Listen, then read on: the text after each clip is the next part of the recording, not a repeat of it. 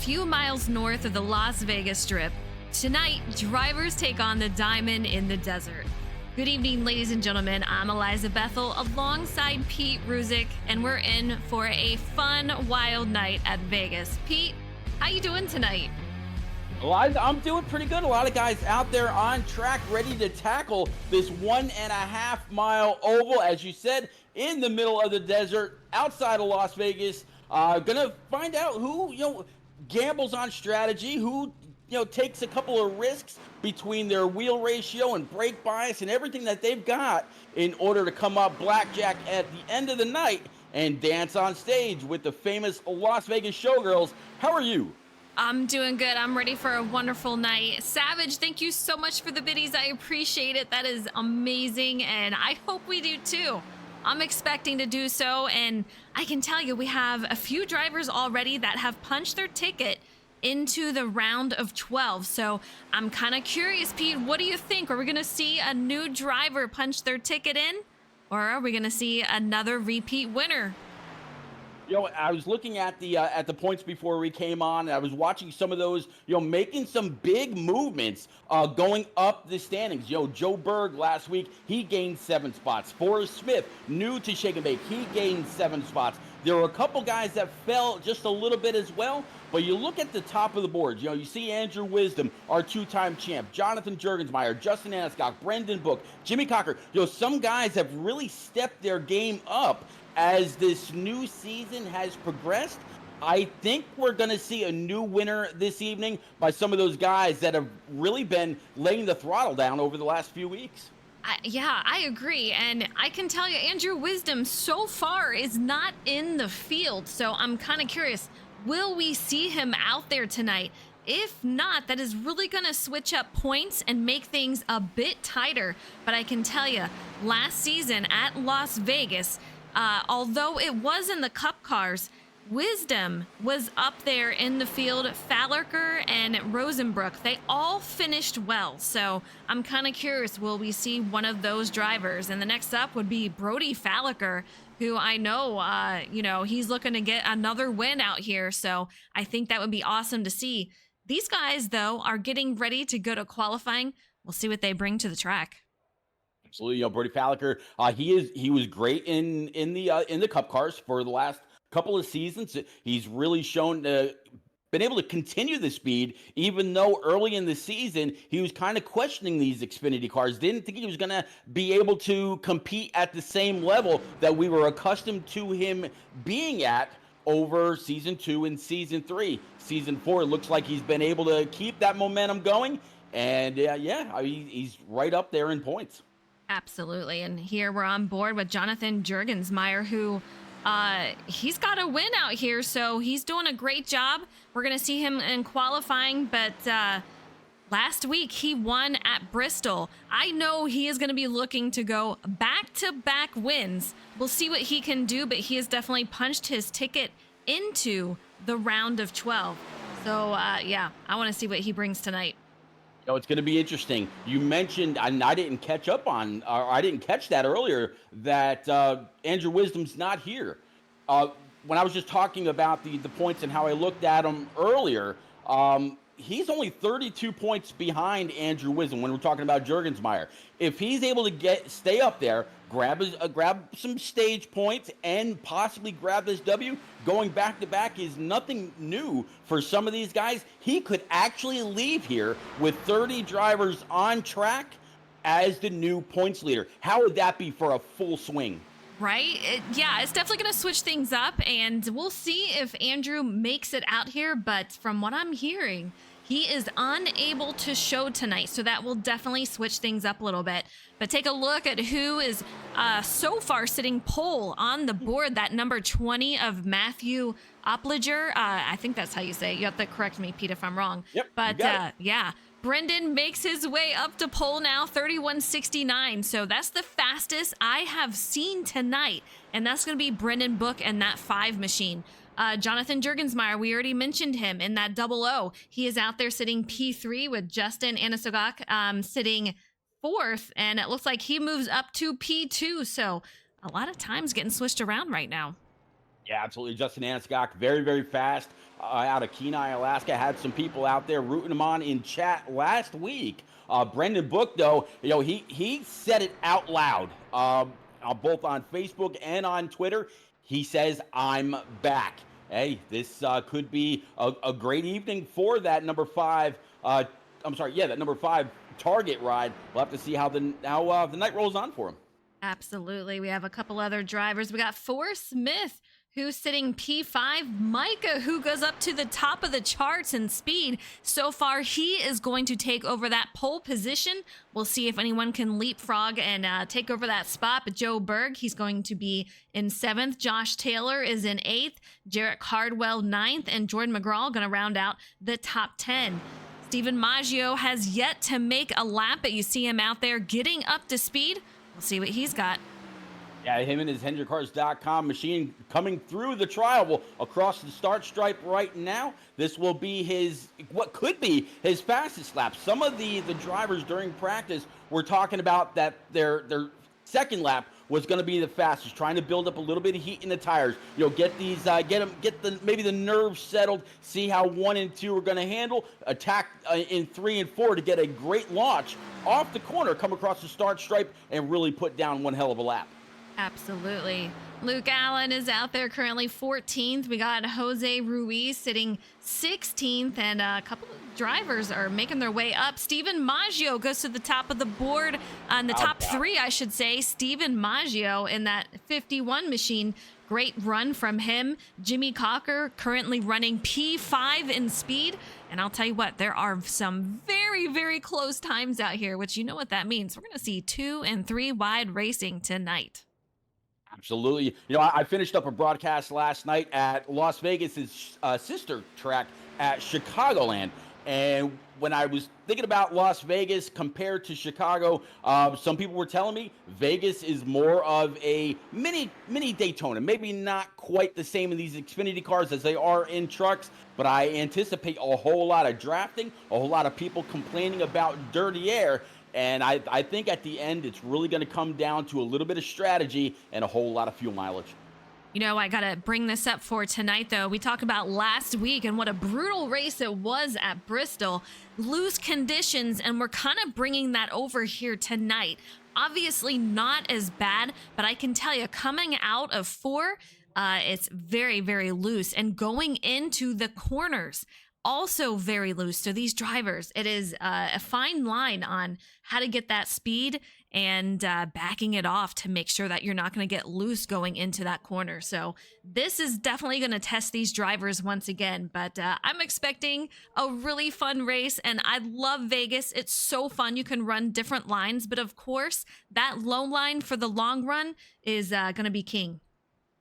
Yeah, it really is. They say loose is fast when you're on the edge of out of control. But at the same point, you really got to watch that right rear. You don't want to burn it up. And when you're loose, you're also putting a little extra counter wheel into it in order to keep that thing going off in the right direction. Excuse me. So we'll have to see how they tackle. I think that dirty air might tighten these cars up just a little bit. But then once they work their way, or if they work their way to the front, how is that car going to handle? I think it's going to be a surprise. It's going to be a switch that a lot of these guys are going to have to get used to. I think we're going to have at least 15 different drivers lead this race tonight. I'm all ready for it. I would not be surprised. There's going to be a lot of switching for positions. And like I said, 2 and 3 wide. So no doubt about it. I'm with you, Pete. While we're getting in this warm up, though, let's go ahead and bring up the race analysis for tonight here at Las Vegas. It is going to be a 150 lap race. No fast repairs, no difference. All season is going to be none for fast repairs. As far as stages go, the length is going to be 35 for stage 1, 35 for stage 2, and we'll have 80 laps for the final stage. And they will have 4 sets of tire that they can use tonight. So we'll see how they move that around in order to get what they can out of this race. But from what we've seen, if this race goes green, I think we're going to not see a lot of drivers pit in stage 1 and 2. No, I don't think so either. And we might also see, getting back to that whole strategy bit, not trying to beat a dead horse here, but, with 2 to go, pit road closes. I think if you're in the back, you come down early. And if you happen to be that lucky guy or lucky girl here in Vegas going down pit road and you come off first and you lead the field to green in the beginning of the second or third stage, you might just steal some stage points as well. I agree. And while we're looking at these guys, let's go ahead and look at the point standings. We have Andrew Wisdom, who, unless he showed up just now, he is not in the field tonight. He is our leader in points, though, with 279. I can tell you that is only 49 points ahead of Jonathan Jurgensmeyer, who has not 49 points, but he's got 247 points on the board, sitting P2. So that could change. Things could drastically change tonight in point standings just from Wisdom not being here.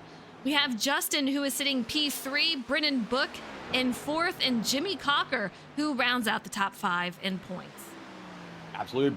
Brody Falliker, who's been very, very strong, does have a win this season, right now sitting P6, 83 points behind our current 2-time champ and points leader, Andrew Wisdom. And then you get into P7, which is Micah Allard, Tom Flitcroft 8th for driver number 8. Francis Hamilton in also tied with Tom Flitcroft, and then to round out the top 10, Josh Taylor. I gotta give a couple shout outs here. Micah Allard, he missed a race, right now sitting P7 in points. Same thing with Josh Taylor, he missed Daytona, and he's sitting P10 in points. So it goes to show, if you come to each track individually and you do your best to tackle it and run consistently, run all the laps possible, you can really make up and keep a lot of points under your belt as we get closer and closer as the season runs along to the playoffs. No doubt. And that just goes to show what a great driver that Micah is in order to miss a race and still be up there in the point standing. So absolutely phenomenal. He's got a win out here. So far, a great season. And I can tell you, the drivers that are in the round of 12, that is going to be Wisdom, Brody Falliker, Jonathan Jurgensmeyer, and Micah. They all have punched their ticket into the round of 12. We'll see if we get another new winner here tonight. Vegas can bring anything. I really do think that we're going to see a new winner. And once this race gets started, Pete, I'm going to ask you who you got. Should I just spin the roulette wheel and whatever number it lands on, that's where I go? I think, yeah.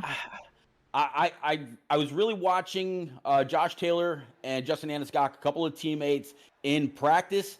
Josh Taylor's been very, very fast. I mentioned him just a moment ago. But how about Justin Anaskok? I think I'm going to go ahead and roll with that Red Bull machine. I think he lays all his cards on the table, and I think he's going to get it done. How about you? I would love to see that. Man, I gotta say, I'm with you on that, to be honest. I think he's got a great shot, and I want to see it happen. Let's get it done. There we go. All right, for the grid, we're gonna have Micah on pole in that 61 machine with Brendan Book, his teammate. For C Motorsports, he's gonna be on the outside. P3, we're gonna have Stephen Maggio in that 51 car with Francis Hamilton in P4. Row 3, we're gonna have Justin Anasigak in that P5 position with Jimmy Cocker sitting 6. And in row 4, we have Matthew Opliger in the 20 car with Forrest Smith in P8. And in row 5, we have Micah Walls alongside Brody Falliker. John Honeycutt in that Team FTR number 50, starting at 11th. And to round out the top 12, we got Jonathan Jurgensmeyer, the guy sitting P2 in P number 12, in that double O, excuse me. P13 is going to be Joe Berg in that number 93 with Josh Taylor in the deuce, P14. P15 for row number 8 looks like Jose Ruiz in that 23 with Luke Allen to his outside. P17 is Joe Turley in 97 with Jarrett Cardwell in the 12 with Andrew Sanford and Jordan McGraw 19th and 20th right behind Eliza. 21st is going to be Matthew Gale with 22nd is going to be Philip Bridgman. Dylan C. Robb sitting 23rd with Tom Flitcroft in 24th. In 25th, we have Jeff Noah in that 14 car with Connor Cunningham in 26th. In 27th, we have Jacob Palmer with Mike Campbell in 28th. 29th is going to be Kevin Dallator with Oscar Henson sitting 30th. All right, so it looks like it is official. Andrew Wisdom will not make the field tonight. All kinds of points up for grabs. Who lays it all out there on the table to grab max points, try to gain something on our season 2 and 3 winner and our current points leader? We're about to find out. Pace car is going to go ahead and pull off. Eliza, here we go. Here we go. It's time to roll the dice and see who's feeling lucky. We're going green at Las Vegas. Let's get it going. Here they go across the line, and we're going to have Micah on that inside looking really, really solid with Brendan Book on his outside. These guys 2x2 all the way through, 51 coming out just now from pit roads, but these guys already a solid start, Pete. So the plot thickens. Yep, Steve Maggio coming off. Guessing he missed the grid, so he's going to go ahead and forfeit his qualifying time. And it looks like Micah Allard, he's going to go ahead and lead that first lap. Chalk a point up to him. Meanwhile, in second, we're going to have a side-by-side battle, and that's going to be between Brendan Book and Justin Anasigak. So these guys extremely close. Matthew Opliger, he is right there sitting by himself. He's got 2 cars ahead, 2 cars behind, and a lot of battles all the way through the field. Let's go back here. Jonathan Jurgensmeyer, he's got a lot of traffic up ahead and behind. We'll see what happens coming up. Yeah, there are hornets' nests all over this track this evening. Looks like a whole lot of people really love that low side going through the tri-oval, as it looks like we might have a battle for the lead. Battle for the lead. Let's go up here. You see Micah. He is currently leading with Justin directly behind him. And, you know, this is the first time Pete and I are going with the same pick here, but Justin is going to go underneath Micah too wide for the lead. He's got to nose out. A huge momentum for him. I'm not sure he's going to be able to make it clear. These guys still side by side. I said we were going to have about 15 different leaders. Well, we got 4 laps or 3 laps under our belt, and so far we've got 2. Looks like the 4, he's going to be able to pull that slide job up and off the corner, but will the 61 be able to complete the crossover down the backstretch? They are back side by side. Yeah, they're side by side, and Brennan Book is saying, you guys got to do something. I want up here too. Meanwhile, these guys are still side by side for this battle. You gotta love Las Vegas, but I can tell you, it is slippery through the tri-oval. Track temp, the last time we checked, 130 degrees, Pete. It's just a little warm. Now, in the previous laps, the 61 of Micah Allard really didn't pinch the 4 down to the bottom, and you could just see that Justin kind of repaid that favor by not pinching Micah all the way down to the white line. They are in two completely different grooves. So the 61 is able to get back in the throttle almost right when he'd want to, although he can't let that steering wheel come straight up and down to go out towards that outside wall. 4 is still out there, and Eliza, I believe he's in the dominant line as the 61 kind of pushes him up track right there going into the corner. Yeah, I mean, these guys just are absolutely competing for this lead out here. We're on board with Brendan Book, currently sitting P3, and he's watching his teammate up there battle for the lead. These guys just still side by side, and it does not look like it's going to let off anytime soon. But Pete, we know that high side can wear down the tires. What do you think is going to happen if this battle continues for another 5 to 10 laps? Well, Eliza, I think it might actually be just the opposite, because I think Micah, he's the one that's really having to put a whole lot of extra wheel in it and can't, straighten the wheel coming off the corner. So I think the 4 is, well, we just saw the 4 go ahead and take sole possession of lead, no longer side by side. I think Micah was very, very wise to let that happen, because it's kind of interesting. Even though they were side by side, Eliza, they pulled away from Brendan. Absolutely. They are still moving, which is, you don't see that a lot, Pete. You don't see that these guys battle side by side and still put a gap over the remainder of the field. So, man, just huge that these guys are doing so phenomenal up here. But Brendan Book is leading the remainder of this field, and they are single file, some 2 wide. The 20, Matthew Opliger, he is out there 2 wide, going side by side now. With Brody Falliker, that has thinned out to single file at the moment. Joe Berg sitting 8th, Jonathan Jurgensmeyer 9th, and Michael Walls, he's going to round out the top 10, but that is a side-by-side battle between him and looks like John Honeycutt. Yeah, John Honeycutt, you see he's got the 2 of Josh Taylor to his outside. Forrest Smith in that number 81, watching that battle play out. The 2 is up high, so I think he might have a little bit of an advantage because he's able to carry a little bit more momentum off the corner here at Las Vegas. The 81 might just be waiting to see which line is going to move, although Forrest Smith, Josh Taylor, and Justin Aniscott, all part of a team. Yeah, Forrest Smith looked very, very good in practice, so I think we're going to see him move up through the field, and you can see he's kind of pushing the issue. He's saying, I want through here, kind of seeing where he can go, maybe make a 3rd car in that lane. So we'll see what happens here, but right now, he doesn't have a lot of places to go. No, not at all. A couple cars just behind with another car that's got the same issue. Andrew Sanford and Jarrett Cardwell, they're running side by side. Luke Allen's right behind them, wondering which line's going to go for them. And then a little bit further back, there's the 8 of Tom Flitcroft. He was talking about it in practice, how he was going to be running that Larson line all the way through. He's trying to keep that car tight so he can be there at the end. Guys, still just so tight and racing. Take a look at these 2 up front.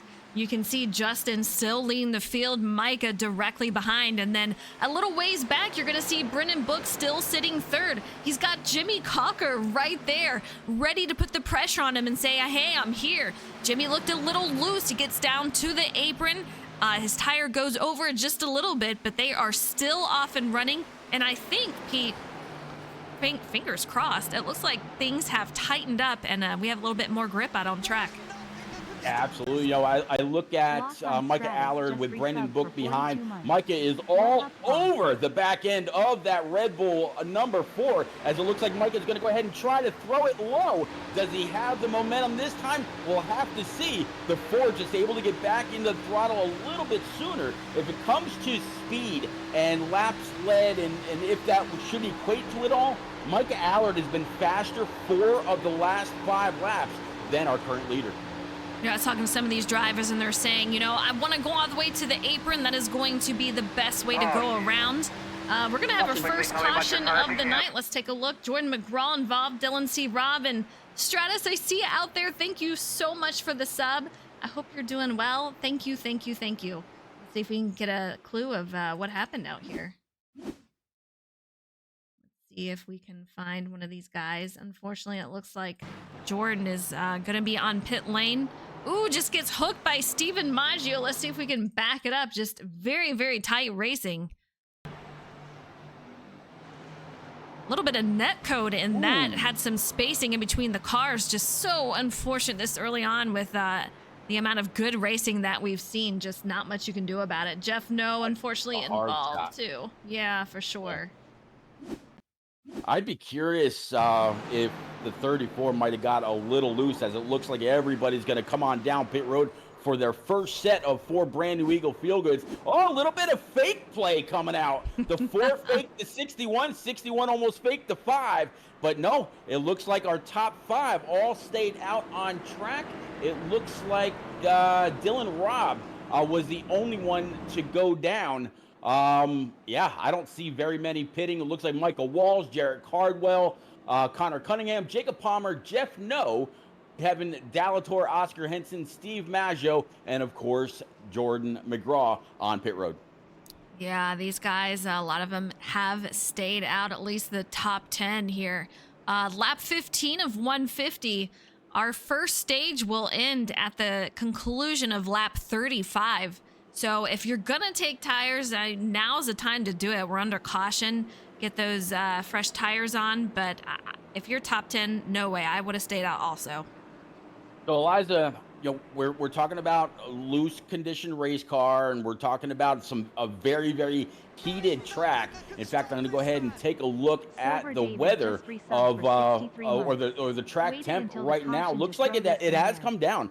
During the initial hour-long practice and then into qualifying, we were talking about the track temps of 130 plus. Well, it's actually dropped down to 120 degrees, and then an 80, I think it says 88 degree air temp. So it's come down a little bit. That might be that might be why we're seeing a different kind of a race versus what we saw and all the carnage that we witnessed in practice.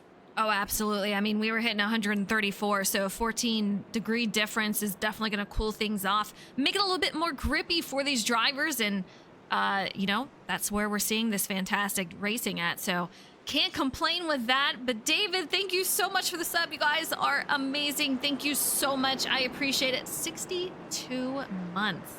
How about that? That's amazing. That is crazy. 5+ years. That's absolutely insane. Oh my gosh. And we have Stratus at 42. You guys are amazing. Thank you so much. I appreciate it.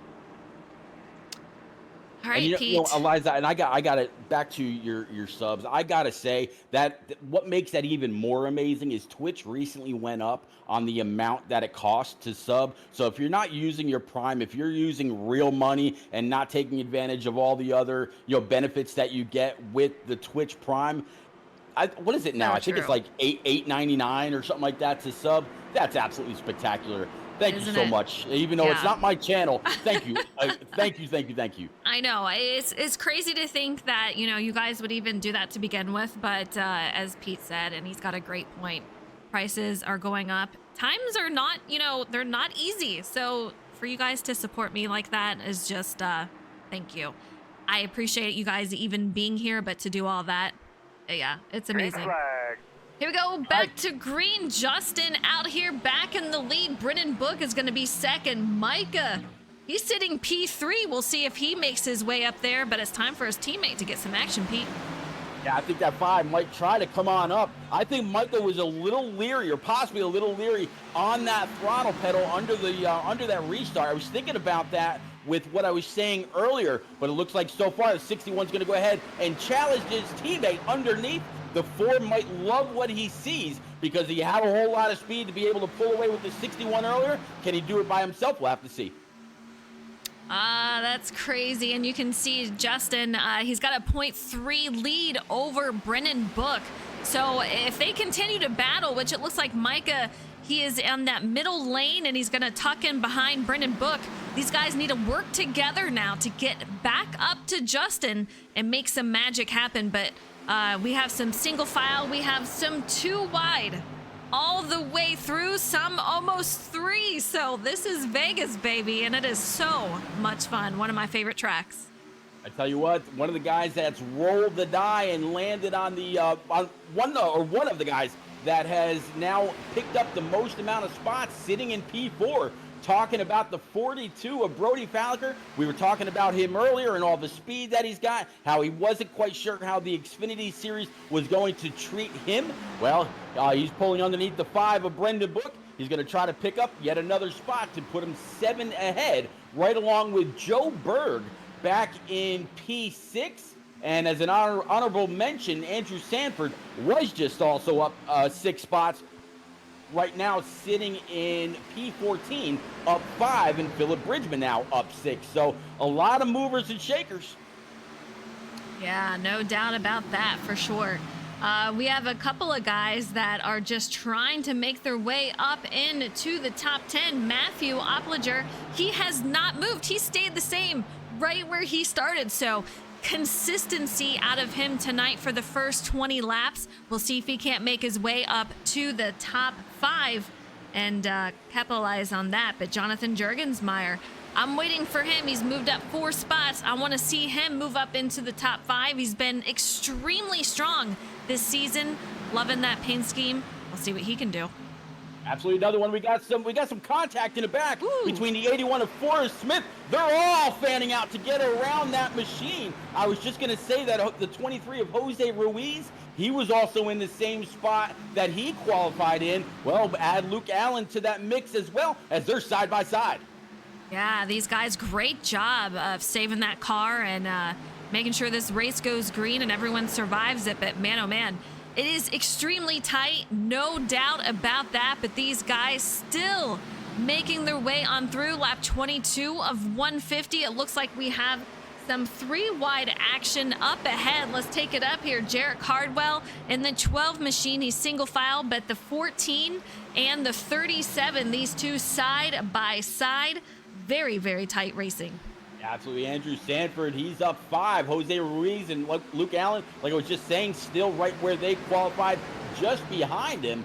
Jared Cardwell up 5 spots to P13. Actually, make that up 6 spots to P number 12 behind Francis Hamilton in that number 48 Camaro. A whole lot of single file going into turns 3 and 4. I hear a lot of tires squealing out there as they're trying to make these corners.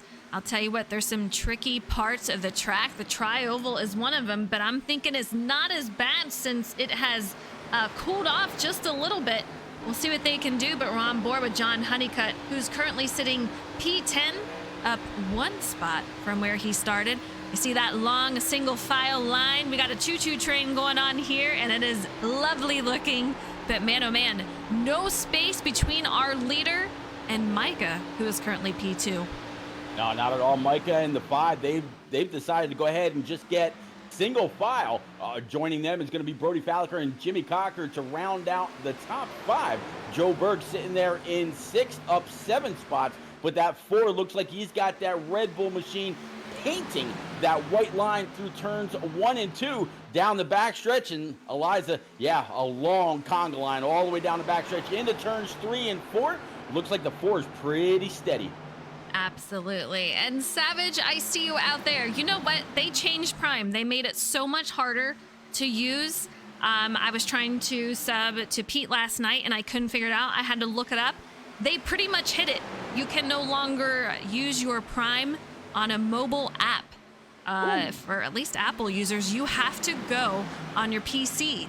So just a note for you guys, but I appreciate the support. No matter what, it is worth it. You guys are amazing. Whether you stop in, watch the stream with me, keep me company, or sub, whatever it is, you guys are awesome. Well, Eliza, thank you very much for your attempted support. When I get off here, I will do it right? On my PC, I promise. It's the thought that counts. So I absolutely appreciate it. And these streams, we don't do it for the subs, we don't do it for the bits, we do it because we absolutely love the racing. We love calling these races, we love the camaraderie, we love all the different personalities that come together to put on a great race. And we are just the lucky ones, Eliza, to be able to talk about it, yet get into one of these races now and then as well. Absolutely. It's so true. And I just love chatting with everybody, and it's just a lot of fun. But Savage, David, yes, you can only, they took it away. They're trying to make it as difficult as possible. It's really unfortunate to see. But yeah, you can only do it on PC now. There you go. Take a All look. right, so top three, it looks like they're going to stay the way they were. Looks like Jimmy Cocker, he's going to be able to get underneath Brandon Book to take P4 away in that Virginia Tech Hokies machine. Right behind Brandon Book's going to be Joe Berg and the 12 of Jared Cardwell. How about Jared Cardwell? Yeah. With speed, moving that machine up 12 spots to get closer and closer to cracking the top six, or top five rather. You want to talk about a guy that's really been pouring it on. Jared Cardwell, he's an old console driver, been around a few different leagues. He has raced in open wheel. We got caution on track. Caution on track, and it looks like Michael Wall's possibly involved. Let's see if we can find out what happened here. Let's go. Francis Hamilton, we'll go on board with him. See if we can't find out what happened, but let's take a look here. Of course, they're not showing me anything. Let's go through. You might get a little bit of a clip off with Jurgensmeyer. All right, let's go over. Thank you, Pete. Yep, you got it. Yeah, here we go. The two, Josh Taylor, 00, spins around, a hard hit, and just a couple of cars. John Honeycutt gonna lose that hood there. So, man, Jonathan Jurgensmeyer, I'm not sure if he's gonna be able to recover from that one. It's gonna be a while if he is able to. He's gonna be spending some time on pit lane. Yeah, it looks like the 50 of John Honeycutt took a late hit as well. He was parked in the grass there as almost everybody else was able to get on by. Talking about almost everybody else, Eliza, pit road is very, very busy. It is very busy. We have almost everybody has pit. Jonathan Jurgensmeyer still trying to make his way into pit lane. You can see him, a lot of smoke coming out of that machine, a floppy hood. Yeah, he's got a lot of damage out here, Pete. Ooh.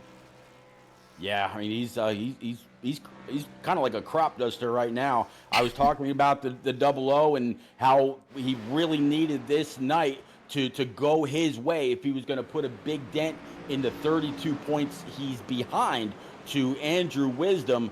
But it doesn't look like it's going to play out that way. Usually when you've got a motor that's looking like that, you're going to be on pit road for a good 20 to 25 minutes. And when these guys are doing 31 to 32 second laps, he's going to go many, many laps down. But if he sticks it out and runs some laps, hey, he might be able to pick up one or two extra points. Absolutely. Let's go ahead and talk to Micah.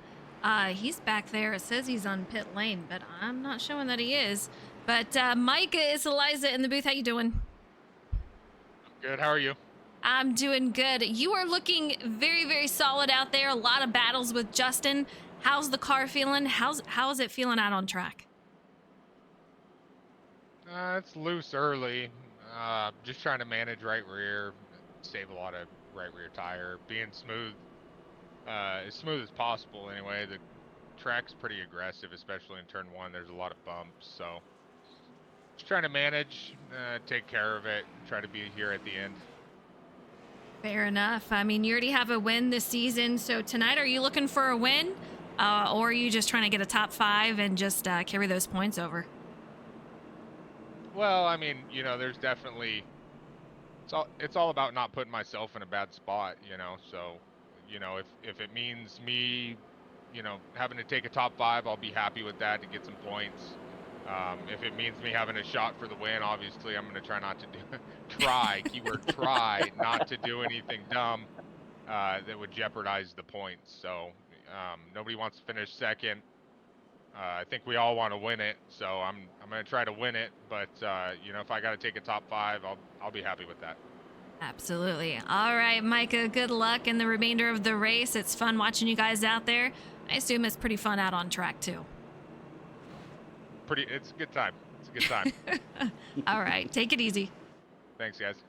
It's always a party in Las Vegas, Eliza. That is true. Micah out there going to come out from pit lane. Going to lead us back to green. Justin in second. Brody Falliker third.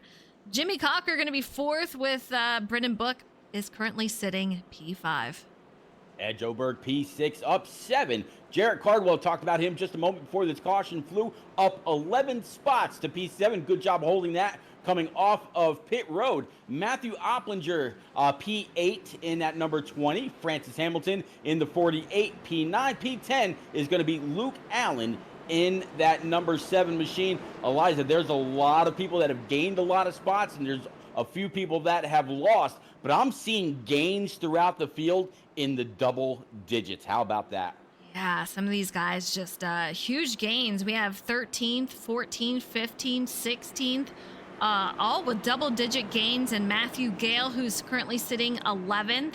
And as you mentioned, Jarrett Cardwell. So some of these guys really taking advantage of some strategy out here. And you can see going down the backstretch, these guys are definitely getting ready to go back to green. Absolutely, the lights atop the pace car are out going into turn 3 down that or at the exit of the Nellis Air Force Base straightaway. 61, he's got the high side. 4 is going to try to match his momentum and match his speed. He's got Jimmy Cocker right behind. I don't think they're going to be doing too much push and shove on this restart. Everybody's always a little loose once they get to that throttle pedal. Pace car's off, Eliza. Let's go. Going back to green, Mike is gonna lead us off, and they are already on the go. You can see Barney the flagman waving that thing as they head on through. Mike is gonna take it up high. Justin gonna follow suit directly behind, and these guys already trying to go single file. And right behind them, Pete, we're going 2 and 3 wide. Yeah, absolutely. Brendan Book back there. Looks like he's gonna find a spot right behind Jimmy Cocker. Battle for the lead. Battle for the lead, side by side. Once again, I feel like this is looking a little familiar, Pete. These two just constantly competing for that lead. See how many laps they can lead. You heard Micah. If he can bring home a top 5, great. But he's going to try to go for that win if he can. He's going to try not to destroy that equipment. And you know, you have to save that equipment for the end. We're only on lap 35 of 150. They still got a ways to go. Absolutely. I mentioned earlier in the race when those guys were side by side that they were showing a little bit of respect. Neither one of them was really pinching the other down on the line. Well, Micah said, not this time. The 4 had to check up, trying to put a whole lot of wheel into it. Got a little loose. Falls back to P3, putting Brody Falliker now as he goes Shake and Bake Purple, posting a time of 31.71, taking P number 2. How about that? These guys just getting faster as the race moves on. That grip really starting to show out there. Kerblam King, I see ya. Hope you're doing well. These guys single file this train. You gotta love it. I just love to see that sight. You know they're gonna go 2 wide though. You see Matthew Gale in that 67 Cookie Monster machine. It just cracks me up because I used to have one just like that I made back in the day. But they are almost 3 wide. You see that 3 car directly in front. That's Connor Cunningham. Yeah, Connor Cunningham a little loose, kind of shaking the caboose. Oh, he got a car hard up in the wall. So far, no caution. He's able to save it. I think that might have been. I'm not quite sure who that was. As these guys are staying on it though. Yeah, Forrest Smith. There you go. Yeah, hard hit for him, but he's making his way up track. No caution, so I do have to say we haven't talked about this a lot. But first of all, we do have a new leader, Pete. Take a look at this. Brody Falliker makes his way up to the front into the lead. Does it with style. Yeah, he sure does. But talking about, cautions and whatnot, if a driver is deemed at fault for a caution, we do have currently three admins out here in race control that are watching the race. They, take a look at the replay, see who, if anyone, is at fault. If you're found at fault, you will have to get an EOL, which is end of line. once it goes out of pit road and everyone pits. So, it really helps to, for the most part, try to clean up the races and make sure that you're taking accountability for how you drive in races. So we see that works for the most part. Oh yeah, absolutely. And the penalties, or somebody being placed on a probation or whatever as the season goes on, it's not to penalize. It's really more to make a driver just a little bit, maybe a little bit better, maybe drive with a little bit more caution. Meanwhile, staying aggressive to do the best that they can in these races. Brody Falliker again going purple, posting. I can't talk now.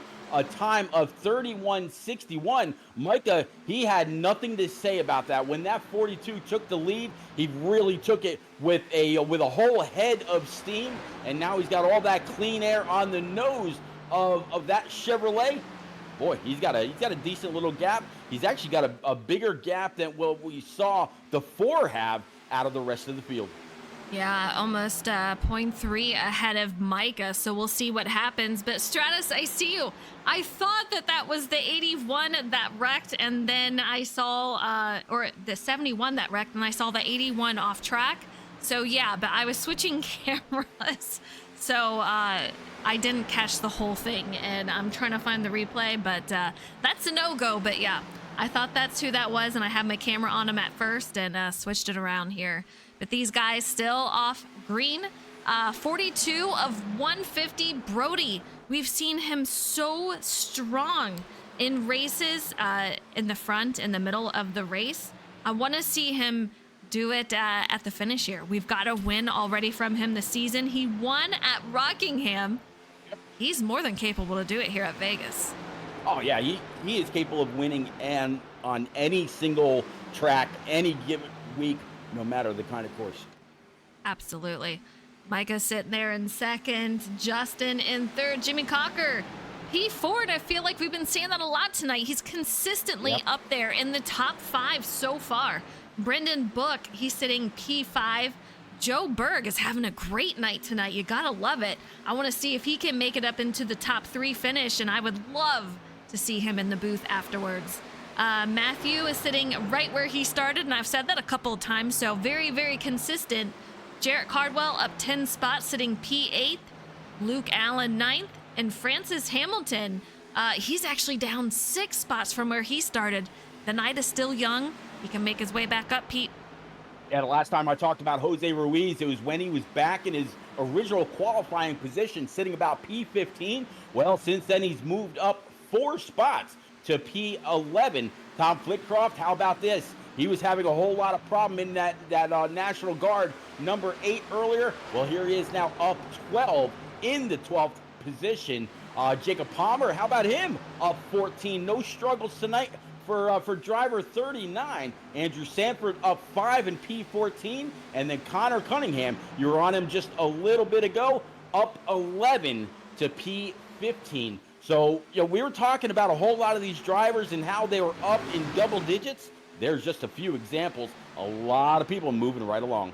Absolutely. We do have another switch in the lead, and is going to be Micah. He moves to the lead. Brody Falliker is going to be in second, and he is about to be under attack by Justin Anasagok. So he's going to have to defend that position or just say, hey, you know what? The race is still early. I might catch you later, but he's on the outside of Justin. But this is a 2-wide battle for P2. Absolutely. Looks like they're going to fall right back in line. Jimmy Cocker might have second thoughts on that, though, as he pulls that number 11 up to the high side. Brendan Book right behind. Number 3 now being debated. Yeah, take a look at that. Wild, wild racing. Chloe, thank you so much for tuning in. I appreciate it. You have a great night. Justin, he's going to be out there in 4th. Brendan in 5th. These guys, a 5-man battle out here, just going back and forth.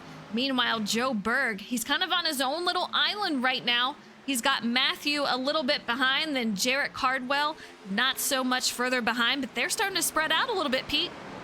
Yeah, top five really pulling away. So that kind of goes to show how their cars are pretty equal.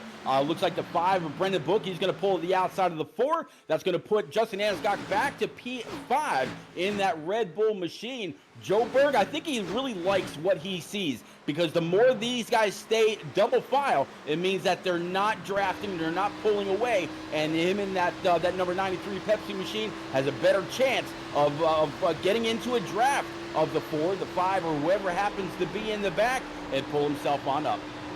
Yeah, he's got a good position right now. Justin, I don't know what happened to him, but up into the wall just a little bit, giving it a kiss, and that's going to stunt his run a little bit, and Joe Berg is able to capitalize on that, get that much needed draft, and make his way up to this front pack. And you can see, he doesn't have a lot of competition out back just yet, but that can change at any moment.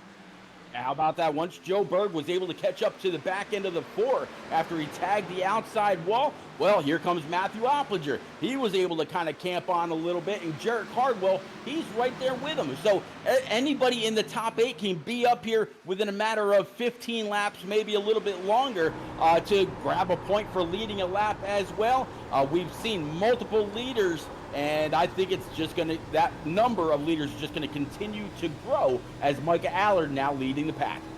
Take a look at how loose that is coming off that exit. You can see Joe just really trying to hold on to it as he was coming out of 4 and just all over the wheel on that bottom. And I can tell you, it is extremely loose down there.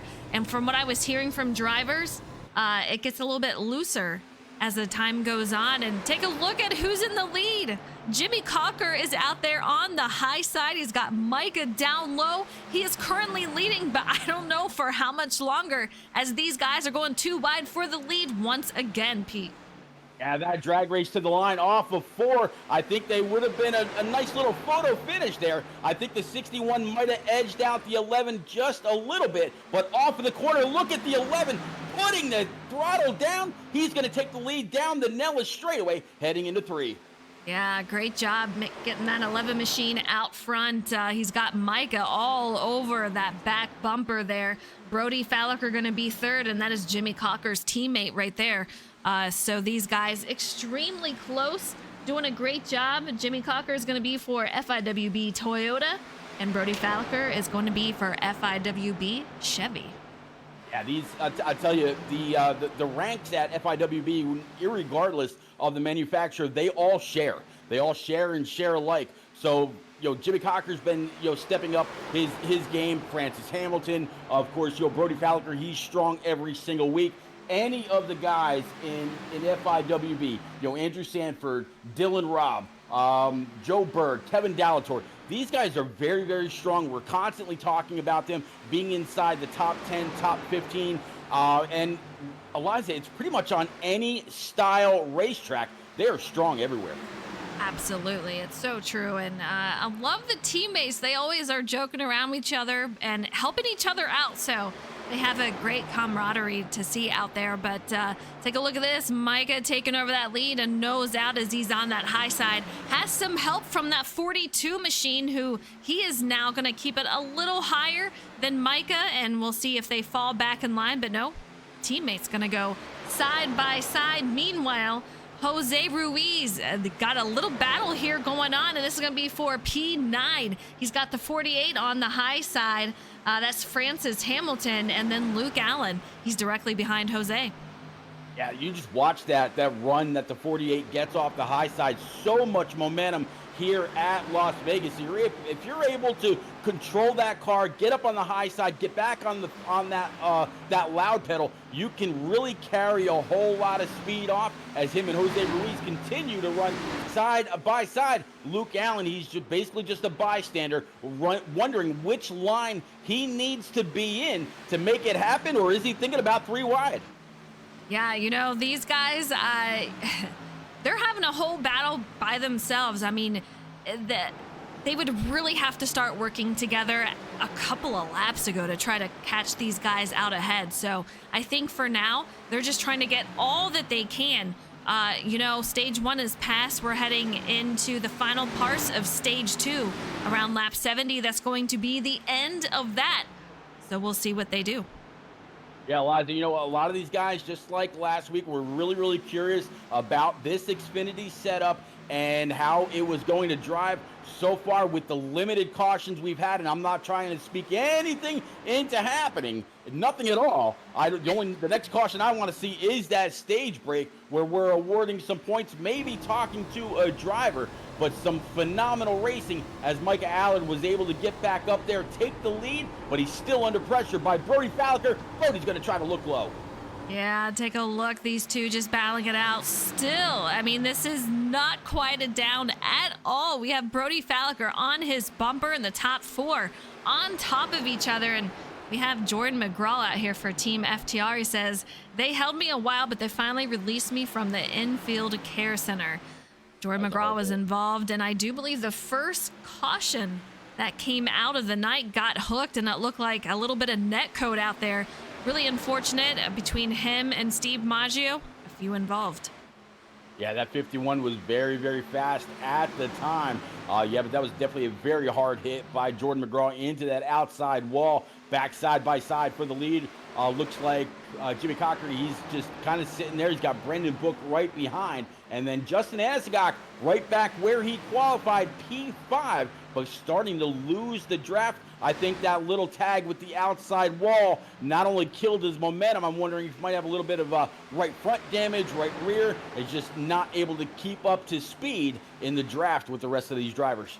Yeah, he's just counting down the laps at this point until the final part of stage 2 to bring that thing in and fix whatever damage that he may have incurred on that. But Brody Falliker out in the lead once again. Micah sitting in second. We'll see what these guys can do. But man, these guys out front, they have been just absolutely on top of each other.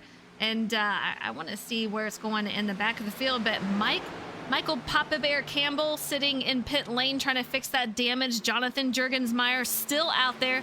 We saw a lot of damage from him earlier on in that incident. And, of course, Jordan McGraw. Yeah, we just saw Kevin Dallatorre go down a lap in that number 92, sitting 22nd. So at least the top 21, if I'm not mistaken, still on the lead lap. Yep, once that stage break comes out, if Dallatorre is able to stay right there with the leaders, he will be the free pass, get back on the lead lap, and try to push on for the rest of the evening for the final laps. It's like we're going to have another battle out here for the lead. Micah gets a huge boost of momentum here, heads straight to the lead. Brody Falliker going to be in P2. His teammate Jimmy Cocker directly behind, giving him that nudge to try to get back up there. But man, oh man, what a run by Micah. I mean, huge power move there. Yeah, absolutely. I mean, there's all kinds of momentum at this track. You just got to try to find the grip, and sometimes you got to gamble. Is it up high? Is it down low? Where are you going to get back in the throttle? If you get back in too early, are you going to push and end up in the wall? I mean, there's so many things that can go right, but if you do it correctly, Eliza, there's so many things that can go wrong, but if you do it correctly, Eliza, there's a whole lot that can go right as well. Ooh, Brendan Book, take a look. We're on board with him. Gets extremely loose through tri-oval. And I've talked about this, how loose it can get. And he was all over that wheel trying to keep that thing straight. And you can tell these tires are wearing down. It is getting more and more difficult to do so. But thank you so much for the follow out there. I see you out there. I don't even know what that says, but I appreciate it. Hope you're having a great night. Thanks for tuning in. Well, he says, whoa, there you go. But, yeah, I mean, Brendan Book, great save off of turn number 4 and took him all the way down to the apron. So great save for that as well, because once you go down there and you get off the banking with an already loose race car, you're really having to steer that thing back up on track across that white line. Able to do so, kept it right there in P4, down 2 spots from where he started, but staying ahead of Justin Anasagok. So he's in a comfortable spot for stage points, but of course, as everybody is, they want more. Absolutely. We're on lap 65 of 150. At the conclusion of lap 70, the caution will come out and stage 2 will be concluded. You cannot pit for tires or anything else within 2 to go. So I can't imagine that anyone want to at this point anyway, unless you have some damage. But these guys are going to stay out, try to get those points.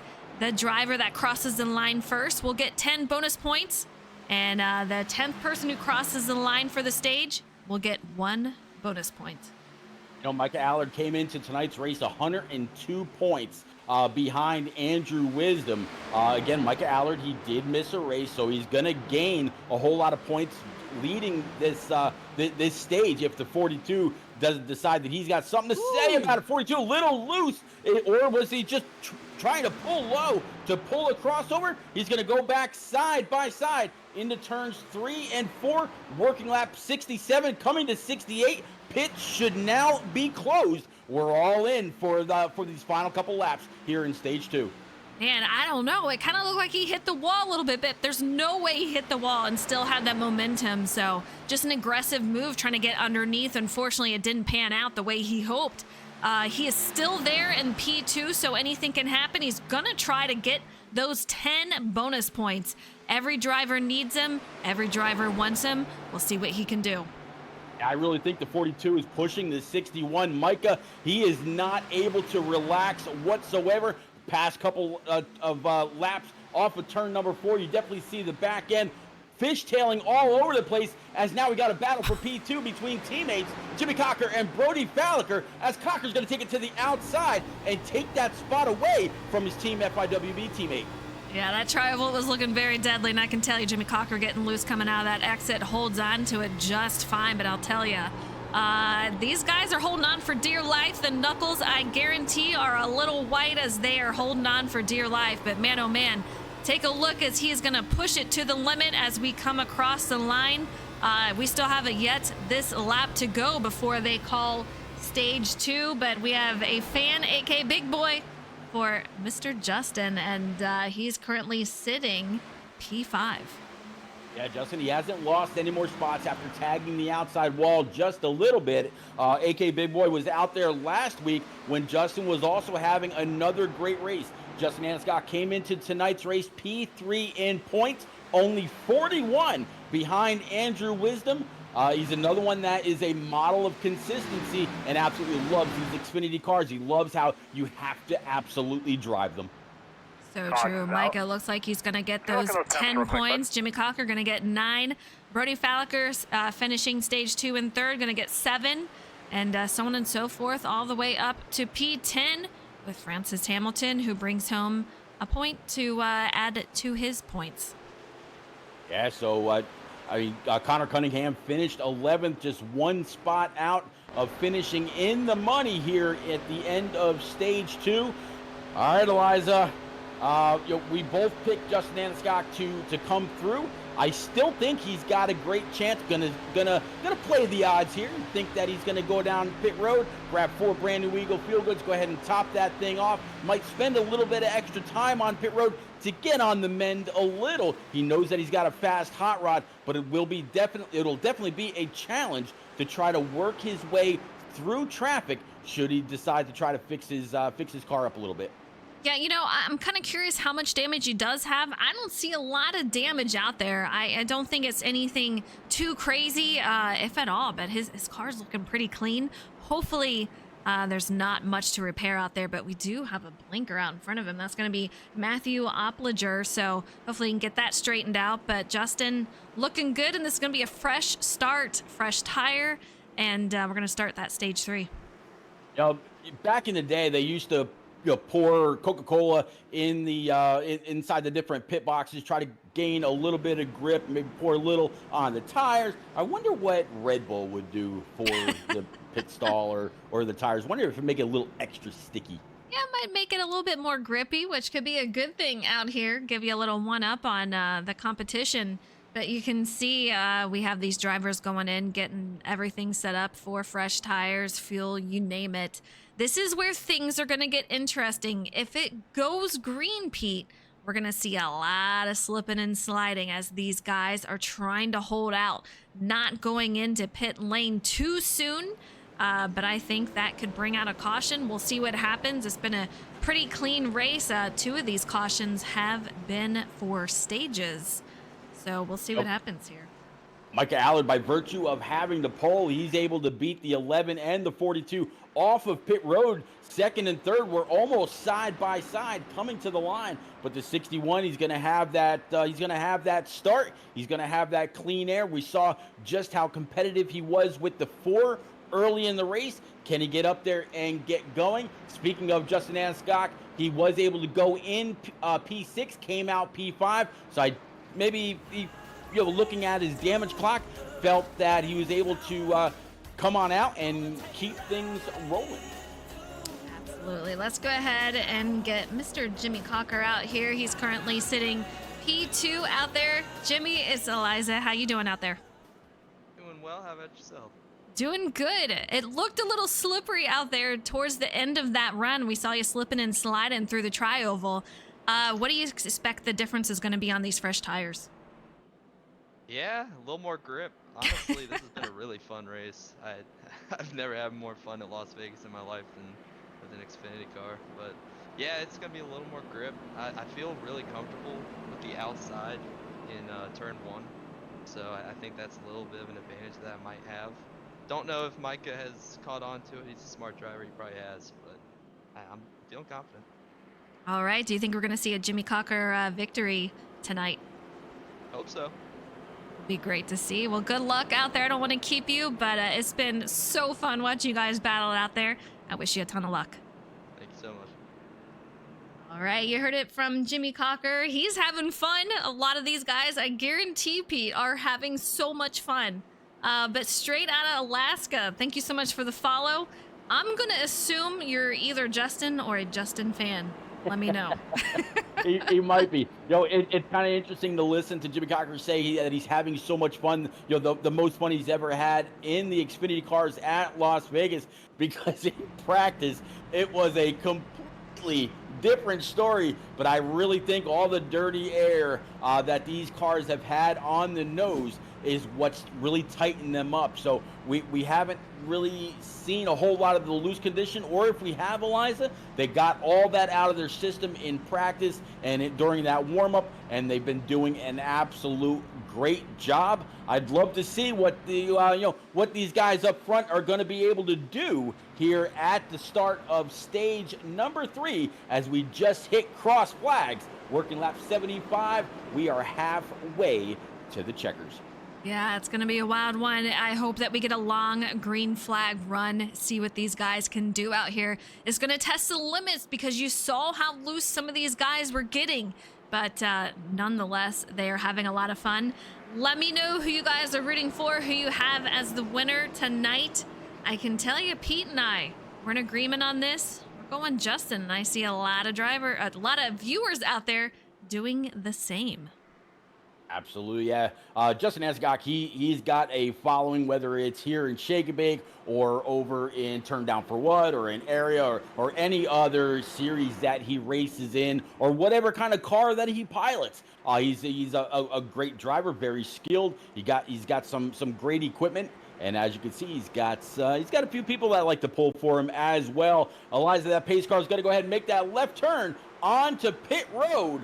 We're about to go back green, starting stage number 3. It's all you. Here they come, starting stage 3. Micah taking the outside. So we're going to see these guys start off. He gets a great start, but so does Jimmy Cocker. What a start for these guys, not letting him get away whatsoever. 2 by 2 all the way through once again, but Micah, he's in the lead. Yeah, Mike able to get it painted all the way down that white line. The 11 completely underneath that trunk lid. And that 5 of Brendan Book, he's up high with his teammate. But the 61, he's going to go ahead and dive down one more time, going through turns 3 and 4, side by side for P2. And then we got, it looks like Brody Falliker, P4, P5, Joe Berg up from P6. Now Justin Anscock, back 1. Yeah, Matthew Opliger, he's going to be in 7th. Jose Ruiz making his way up into the top 10, sitting P8.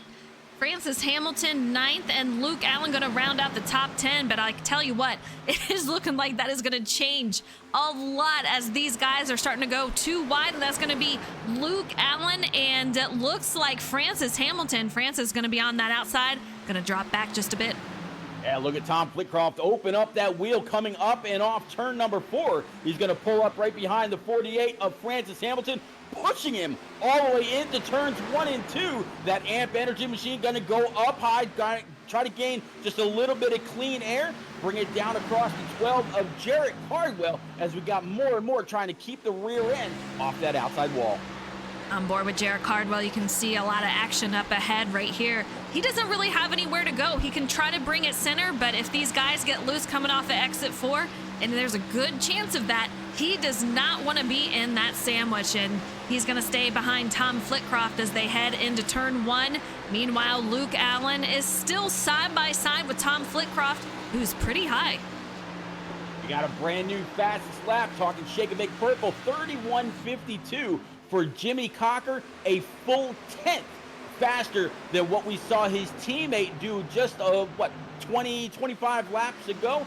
So Jimmy Cocker not resting up whatsoever. He wants that lead. He wants a point. After all, they are extremely important when it comes down to the playoffs, which are just weeks away.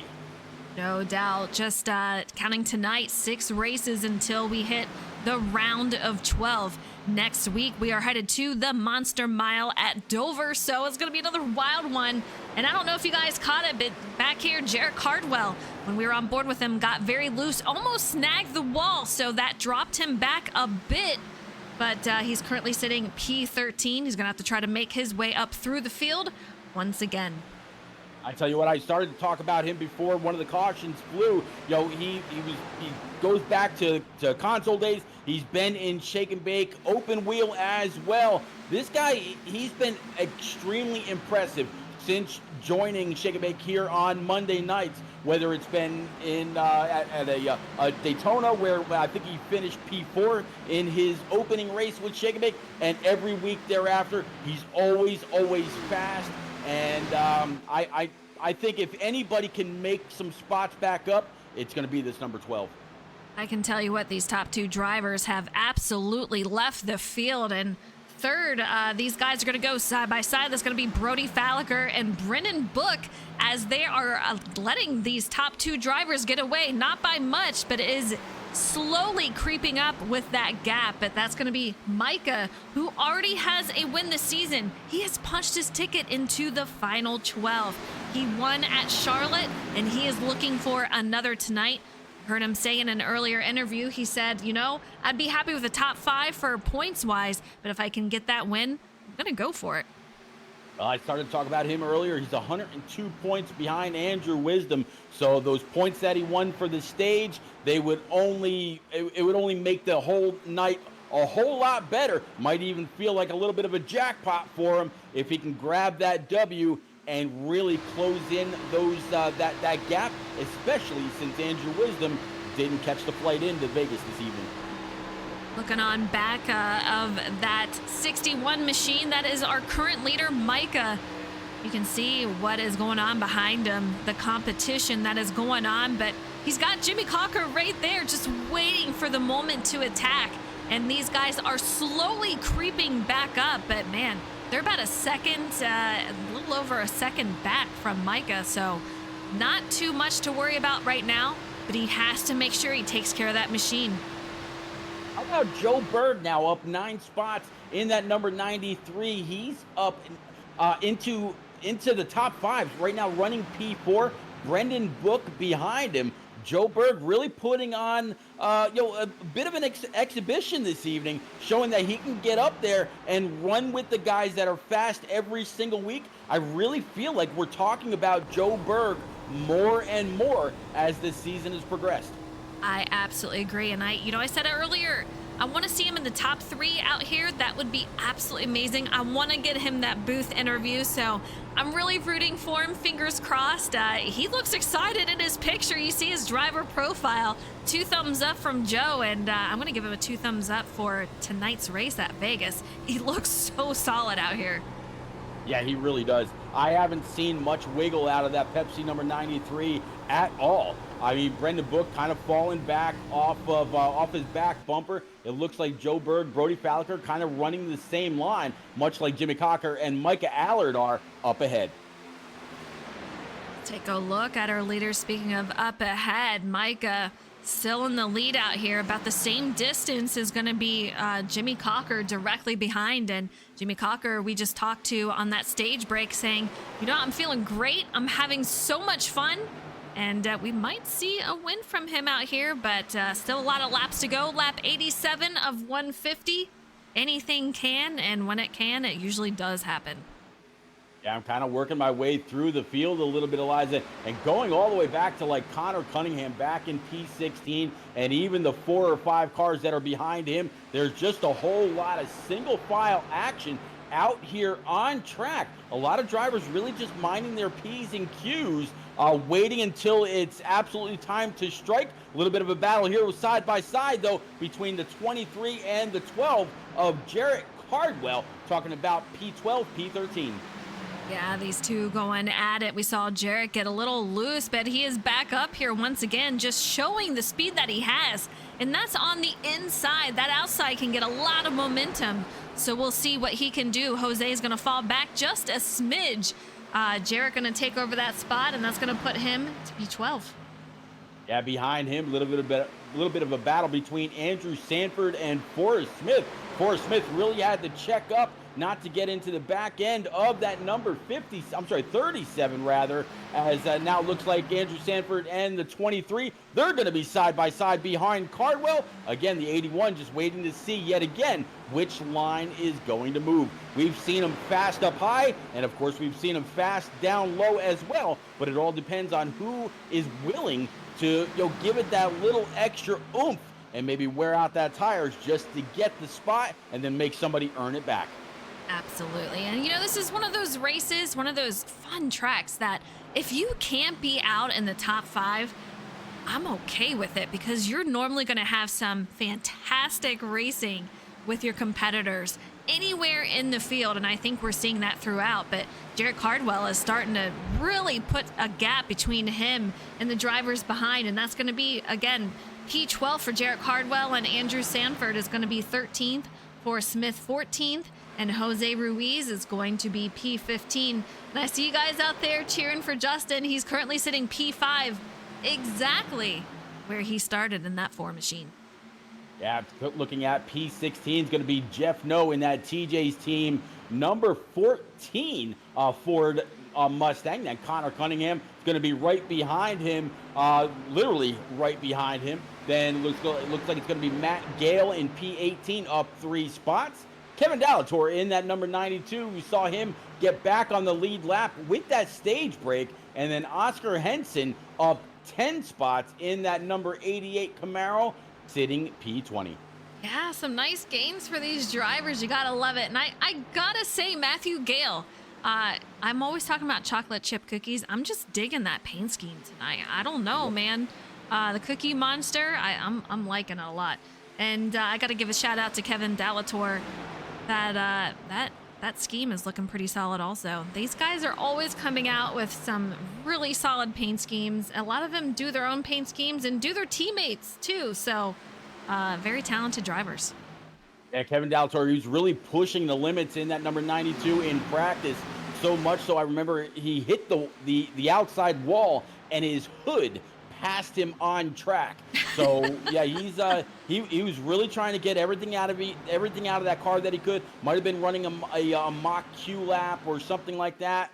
And that goes to show what it takes. This is a very, very stout field of drivers. Again, came to Vegas with 30 drivers that were ready to try to see who was gonna claim the jackpot, and the checkers right along with it. I don't think it's going to be Kevin Dallator's night, but I think so far we've seen a few drivers that can absolutely get on up there and claim the victory for themselves. Said it, Pete. I agree. These guys are just doing a remarkable job tonight, though. David, I hear you now. I want some cookies too, but you can see we're on board Francis Hamilton. He currently sits P7. And has got a couple of cars battling it out up ahead. These guys going side by side. It looks like Matthew Opliger, and we have the 20 that just passed him right there for Francis Hamilton. That's going to move him back to P8. Matthew up in 7th.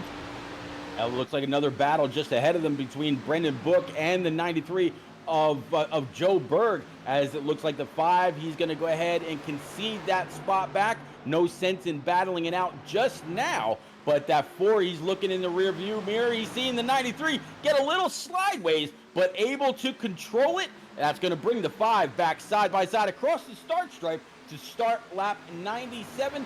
53 laps to go here from Vegas. Yeah, we've had quite a few laps since our last stop. That was going to be for the stage 3 start. These guys, lap 97 of 150. I'm kind of curious when we will see these guys start to go in. I think a few of them will try to hang out for as long as they can, but you're going to find that these cars are going to be disastrously loose. And I think Micah is going to control this. Once he goes in, we're going to see a mad rush. I think Micah could very well start that, but I also think Jimmy Cocker and Brody Falliker might have an idea, or maybe if they're watching the broadcast, get the idea from us to maybe go down a lap or 2 early, seeing that they've got the same kind of competitive speed as the 61. Go down, grab 4 brand new Eagle Feel Goods. Be careful getting on and off pit road. Make sure you get that dance in just right, and see how much time you can gain on Micah, or does Micah go in the next lap to kind of cut that benefit in half, if not more, and really put on a great show in the closing laps. Yeah, Micah's kind of out here by himself. No teammates to help out, but Brody Falliker and Jimmy Cocker, both FIWB teammates, so they can help one another kind of decide a good strategy as they're up here in this top 3. Meanwhile, the remainder of the field has quite a bit of a gap, over a 1.5 second gap, and that's going to be Justin leading the field out here in that number 4 machine. So these guys are going to have to decide quickly a strategy on what they want to do moving forward. Yeah, Justin Aniscock in P4. Last time I saw, he was P8, so he's definitely been making some moves through the field. He has been making a couple of gains over the last couple laps, but by mere hundredths. He's been faster 2 of the last 5 laps than Brody Falliker or Brendan Book behind. So, I don't know if he's been, just saving his stuff for this long run. He could also be another one to try to go down pit road a little early. Just got to make sure that when you do that, you got your brake bias in check, right where it was when you practiced earlier. So when you hit those brakes, you don't get all kinds of squirrely, or have the rear end kick out from behind you, and you end up going down pit road backwards, where you really need a great stop. Yeah, it looks like he's trying to make his way back up there, maybe gaining a little momentum as we are heading into this race, but you can see it's not too terrible to drive just yet. And Justin, the thing with him, he always has an interesting strategy. Sometimes it does not work out. Most of the time it does well with the strategy. So we'll see what he does here, but man, you can see him really getting loose coming out of 2 here. Yeah, he's absolutely pushing that thing. And as I've been keeping up with his lap times and behind and in front, I mean, he's gaining 10th after 10th now on Jimmy Cocker, and he's pulling Brendan Book right along with him. This 4 machine is coming for the front. He sure is, but take a look. Brody Falliker and Micah side by side for the lead. Brody currently in the lead with a nose out. Micah's on that outside, and we'll see if Jimmy Cocker can give his teammate a little bit of help here as he's going to try to get behind him. Oh, with some contact. These guys are going to have to save it. Great save. That is going to hurt Brody Falliker. He falls back a little bit, but man, oh man, that's going to make some cars a little angry with their tires. Huge save by Micah Allard. He was all but drifting through the corner. A little bit of contact between him and the 42. I'm sure Brody Falliker is going to owe him a little bit of an apology, but look who it brought back into the mix. The number 4 as well as the number 5 of Brendan Book, both coming off the corner, bringing it all the way up to that outside wall, and we are going to have a brand new dance up front as Jimmy Cocker takes the lead. Yeah, Brody Falliker on board with him, and he tagged the wall a little bit, got a little loose, and you can tell his tires are not happy with him right now. He's making some contact with Brendan Book as they head into the first corner here. He's going to have to do a little bit of work to try to catch up. He's a little frustrated.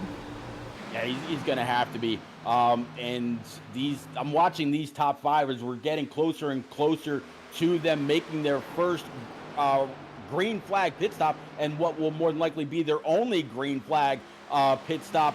I'm wondering, at the end of stage two, as we were talking about how loose these cars were getting, I'm starting to watch a little bit more wiggle up and off the corners throughout the top five. It seems like some of them are a little bit better than others, but it seems like it's all about line. Yeah, you know, we have 80 laps in this final part of the race here. And so these guys are coming up almost halfway to the halfway point. So these guys might start to come in. We'll see what happens. But Jimmy Cocker out here in the lead. And you heard him. He was confident earlier. I'm kind of curious how he's feeling at the moment leading the field. Yeah, it's got to be a completely different feeling. It's something that we kind of touched on earlier, where you're behind somebody, you've got all kinds of dirty air, might be helping the balance of the car. Well, right now that 11, you're kind of watching. He's in that second groove up. He's not painting that white line. He's feeling pretty good, feeling pretty stable, using a little bit of the banking to keep the car under him. He's staying right about mid-track all the way through. He's not even worried about the bottom. He figures if you're going down there, you're really going to have to be careful. Coming up off, being a little loose, that 11 looks like it's on rails right now. Yeah, he surely does. And I can tell you when I was driving this out here in practice, if I couldn't drive the bottom, it was just too incredibly loose for me. So I was pretty much where Jimmy Cocker was. For the long run, I'm kind of curious how that's going to feel. But, I mean, obviously in the long run, he's been doing phenomenal. So I don't see any issues coming up, but he will have to make sure he takes care of those tires. Staying on that seam, you're going to want to be a little bit above that. You don't want it to hook your car around. And he just knows what he's doing right now, and you can tell he's feeling confident. Absolutely. Jimmy Cocker, he's fastest of the top three. 4 of the last 5 laps. Brody Falliker, he's fastest by a couple tenths here or there. Micah Allard, he's been right on par with the leader. But Jimmy Cocker, yeah, he's feeling pretty good. That Hokies machine, yeah, if I can almost imagine he'd probably want to keep it going. Doesn't want to go down pit road because that gap is expanding. Speaking of pit road, Justin Anasigak, he went down pit lane just a smidge early, and I tell you guys, he always has an interesting strategy just shy of halfway. How is this second half going to play out for him? We'll see what happens, but he's going to be the first driver to take those tires, and here he is on his way back out.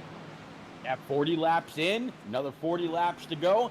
He knows how the car felt, and I'm surprised. I'm sure the leaders saw that number 4 Red Bull machine coming. I mean, he got ahead of the 5. He was right side by side with the 42. Being that he was able to get on and off pit road without any kind of incident. In fact, his pit time, if I can find it right quick, was a 15 flat. So if anybody can beat that with a high 14, so be it. But I'm kind of surprised that nobody else inside the top 5 or top 10 has come down yet to grab those Eagle Feel Goods and be just as competitive here as the race continues. Single file line for the most part. We have Connor Cunningham, who looked to be side by side with Jordan McGraw, who is out here on track after getting spun earlier on. A little bit of net code out there. Really unfortunate to see, but he is back out trying to grab some points. He currently sits P27. He's had a rough start so far this season, a couple of good races in between, but not what he was hoping to see tonight. You know what, Eliza? He's not last. He's not last. That is true. There you go. So there's a couple going to be 3 drivers behind him that are going to gain worse points than him. And you know what? We still have 30 plus laps to go. A whole lot can happen. I don't know if he can make up any more spots. We'll have to see. But it looks like Micah Allard, all kinds of loose underneath the 42. Not able, or he didn't bring it all the way around. So we're going to stay green. But the 42 is going to go on by. So is his teammate, Brendan Book, in that 5. It'll be interesting to see just how much longer these leaders stay out. Yeah, he did a great job saving that. But I'll tell you what, I'm kind of curious how they're reacting over the radio because, you know, it's so frustrating when you're doing so well and it just snaps loose on you. You know, you have to be a little frustrated to see that happen. But I can tell you, It is very loose out there. Not as loose as it was in practice, but it's still keeping these guys on their toes. Eliza, I mean, Micah's a whole lot better driver than I am in any vehicle that he pilots. But I'm kind of curious. He's watching these guys go by on the high side. He was watching the 11 in that second group, watching Brendan Book in the second group. He's been staying on the bottom, not really using the banking to his to keep that car under him. Still going low as we're watching more and more now go on and off of pit road. Yeah, Brody Falliker, Matthew Opliger, Luke Allen, Andrew Sanford, all takers for pit lane. Our leader, though, he is still staying out. We'll see. Yep, here he goes, trying to get his way in. I don't know if he's going to make it. It's going to be very close. Hopefully, no speeding penalty as you see him get almost completely slideways, trying to woe it down. Yeah, having to be very, very aggressive. And I'm gonna guess by the way he was able to get that front pointed in the right direction at the very last second, it's going to be extremely close. But Eliza, that's what you got to do with this very, very fast competitive group in Shake and Bake. You got to try to get every single advantage that you can. We'll have to see what happens with the 11. Absolutely. I think he's good. I want to say that he did. He had a great start. And as you said, you really have to take it to the limit and squeeze every ounce of speed out of it that you can. You have to nail it. I mean, it's going to be the difference between a race win and not. So he really has to nail that. And from what I can tell, he did a great job. Yeah, we were talking about the 4 of Justin Anscock earlier, and I mentioned that he had a 15 flat. So did Jimmy Cocker, 15:05. So both of them very, very quick on and off pit road. Great job by driver 11. Absolutely. Meanwhile, our new leader, Brendan Book, he has yet to go in. He's got his teammate Micah almost a second behind after getting loose and trying to save it. Did a great job saving it, but that is most definitely going to cost him some time. And we have some drivers coming back out on track. That is going to switch things up a little bit, shake things up as far as where you are out on track. You see Kevin Delator directly behind Brendan Book. We'll see when these guys go in, but Brendan, he's still hanging out, and it's lap 119 of 150. He's looking for some fresh tires out here later on in the run, so he's going to have some fast times. Yeah, you're not kidding. Everybody inside the top 9 right now, from Brendan Book all the way back to Connor Cunningham. The last time they were on pit road was lap 72.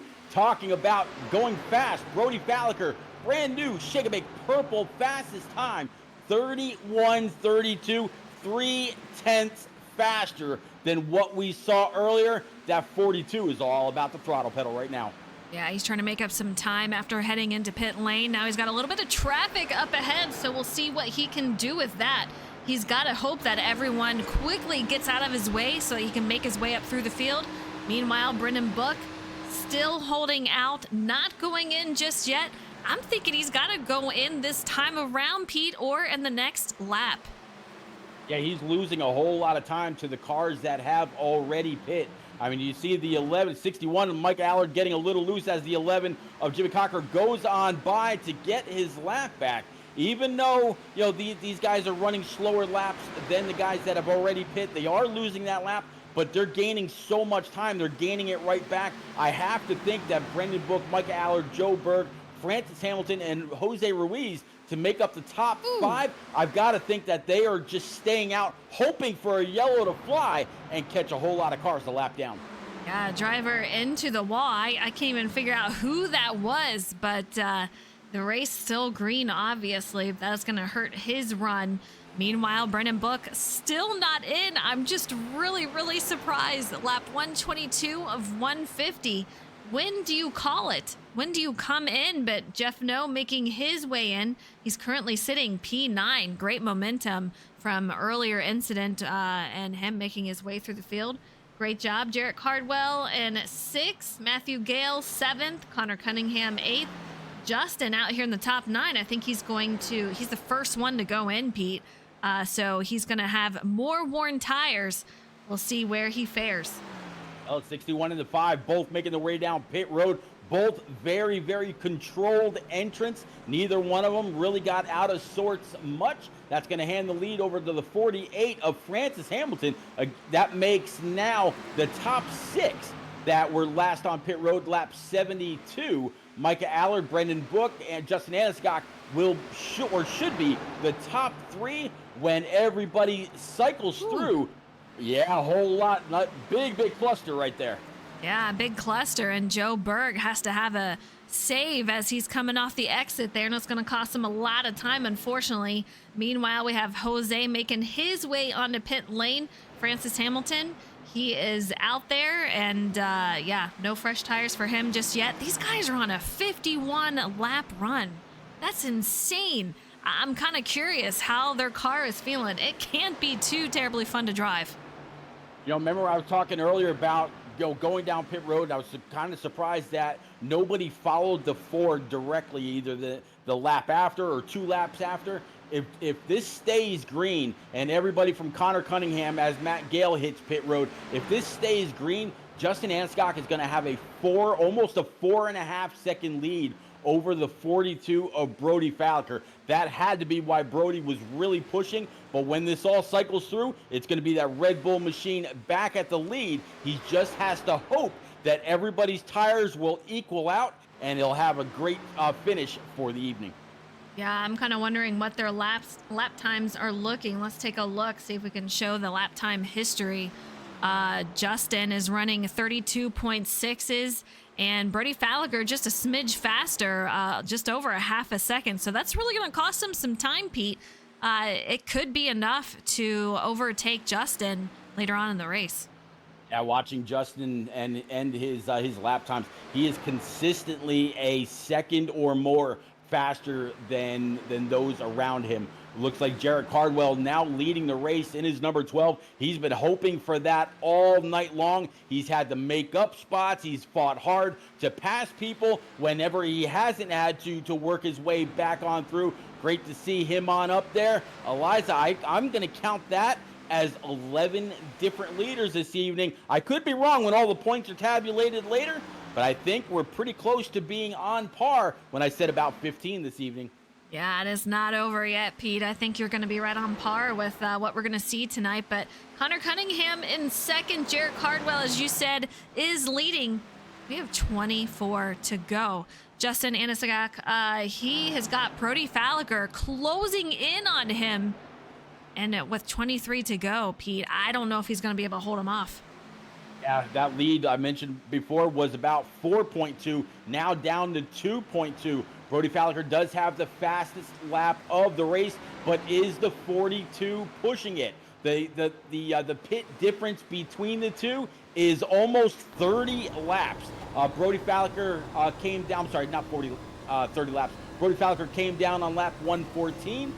Justin Anscott came down on lap 108. So we're talking about 6 laps there. So is that going to be too much of a difference between the two, or will Brody's tires get to be just about right by the time he catches up to the back end of that 4? Eliza, they always say catching somebody is one thing, passing them something different. Yeah, you can see he's got him right in his view right here, and Brody's loose. He's definitely pushing it right now. He is faster than Justin, but he's just, at this point, he just needs to hold on to it and take care of his machine. You know, he also has to worry about Jimmy Cocker. He's right behind him. You can see not too far behind, just ahead of that 11 machine is his teammate and competitor, and that's going to be for P3. So these two are trying to make their way up to Justin. Meanwhile, Jarrett Cardwell, he's got that bonus point for leading a lap, and he is enjoying being out front and getting some camera time. Yeah, Joe Berg just getting on by to grab his lap back. That's going to put, I believe, 14 cars back on, 13 cars back on the lead lap. Francis Hamilton in that 48 right now is the last car.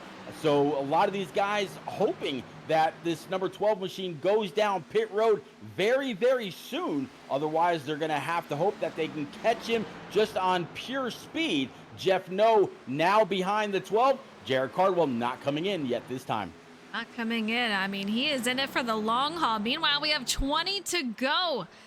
Justin, he is right there. So these guys are so extremely close. Let's take a look from his rear view and see what we see here. Yeah, Brody is quickly approaching. And Cardwell going to go down pit lane. Justin is going to be our new leader with Brody Falker second, Jimmy Cocker third. Meanwhile, Matthew Opliger sitting P4 with Micah in fifth. And Micah back over 9 seconds off the lead. Something must have happened. 9 seconds isn't going to be black flag worthy or anything like that. Something must have happened. Maybe he had a harder time working his way through traffic. We're going to have a battle for the lead right now. We are. Here we go, side by side, and these guys are on it. Brody Falker quickly takes over that position, and he is currently sitting in the lead. If he takes it tonight, this will be his second win of the season. He won back in round 3 at Rockingham, and if he takes it tonight, it'll be round two wins for the season. Yeah, his third win overall. He was quick to remind us that he has the closest margin of victory in Shake and Bake history between him and James Holzer. I believe he said at Atlanta last season. So if he can get on up here, win number 3 possibly for the 42 as the number 11 also getting by the 4. Here comes the 3 of Connor Cunningham, but that is not a battle for position. That's just Connor trying to get back on the lead lap as he tags the wall with the right rear.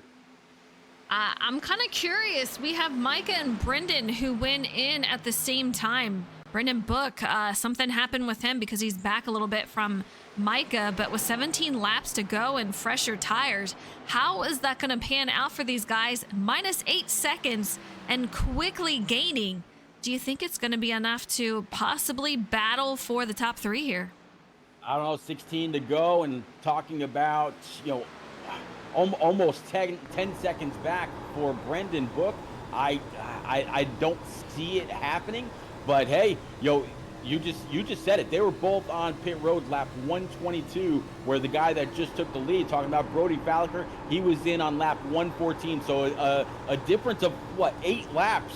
We saw what the 8-lap difference was between the 42 and the 4. Well, what will it be between Micah Allard and Brendan Book and Brody Falker and Jimmy Cocker? Yet to see. Yeah, if anyone can do it, I think Micah would have a better shot, obviously, of the 2, and he's almost down into the 6-second range. So we'll see what happens here, but he might possibly be able to make it into the top 3 for the finish. Yeah, I think that is probably a very, very strong possibility, but at the same point, he's having to absolutely push that number 61 Camaro. So it could be a very, very tall task, but we know that he's very, very fast. He's led a lot of laps tonight. He took the pole by storm, and he wants to win, or at least, as he said earlier, a good top 5. He just did not want to make a mistake. Jimmy Cocker has fallen back from his teammate, just over a second behind as he sits P2. He's got Justin behind him, and he is falling back almost into the 2-second range. So these top 2 FIWB teammates are looking so solid for a top 2 finish. You gotta love it. We'll see if they can finish that way. 13 to go. They are gonna have to keep an eye out for Micah, as he is 6.5 seconds. But man, it's gonna be a close one. This could be a very close race for a fight for third between Justin, Matthew, and possibly Micah. I don't know. You guys let me know in chat what you think.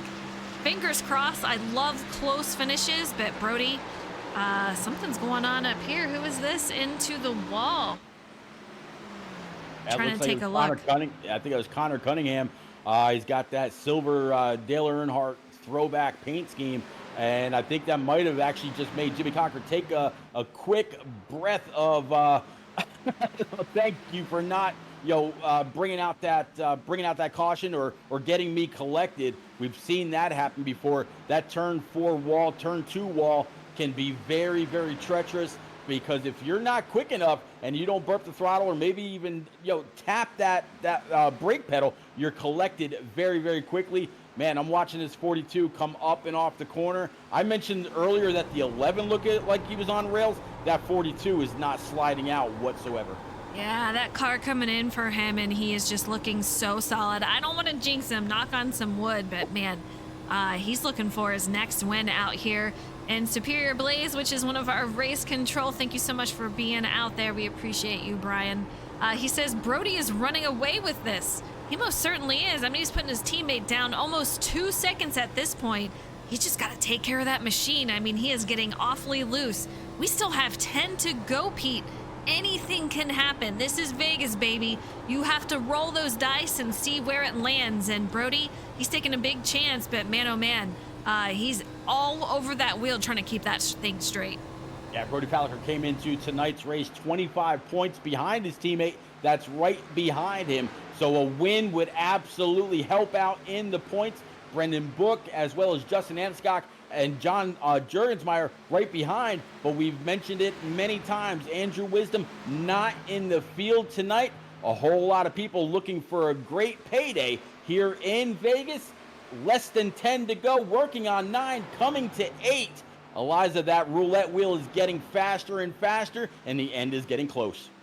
Yeah, looking at Mike, I'm not seeing any chance of him being able to make it in the top 3 unless something drastic happens.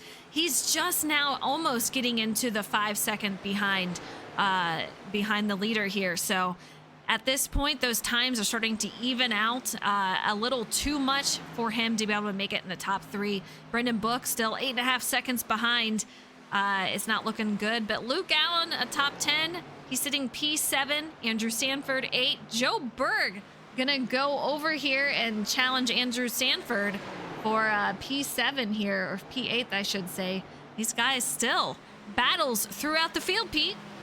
Yeah, absolutely. Right now, to round out the top 10 is going to be Jose Ruiz, who's up 5 spots. He's going to crack the top 10 for Team Shake and Bake. Francis Hamilton down 7 in P11.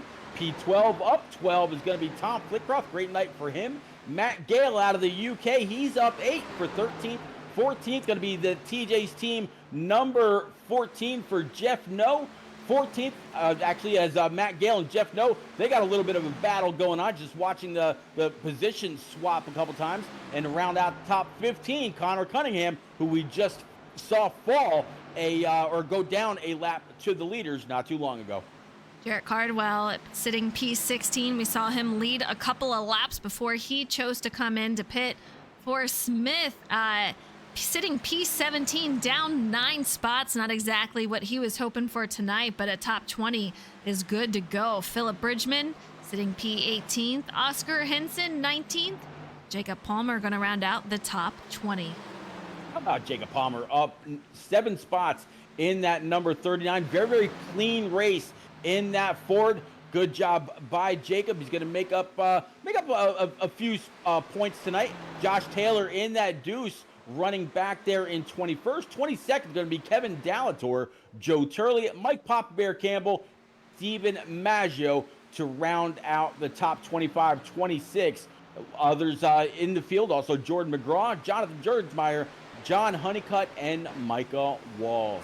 Eliza, it may all be about Brody Fowler. He's ready to cash in the chips with less than 5 to go. Yeah, he's got 4 to go, and he's almost to 3 seconds ahead of his teammate Jimmy Cocker. So he is just looking so solid out there. I'm a little nervous, looking a little loose, but we'll see how it goes. I'm holding my breath for him.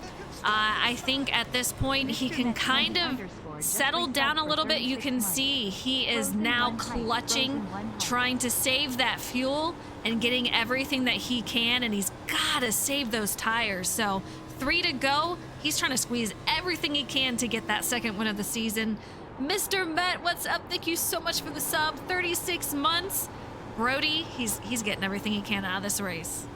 Absolutely. We're about to have a battle for the last step on the podium. Justin Anscock is watching that 20 from Matt Opplinger get closer and closer. But another guy that's getting closer and closer, Micah Allard. I think he's going to run out of time. But this battle for P3 absolutely fierce as that Mobile One machine really showing huge in the rear view for that number 4, Forrest Smith up high. I don't think he's going to come into this battle whatsoever.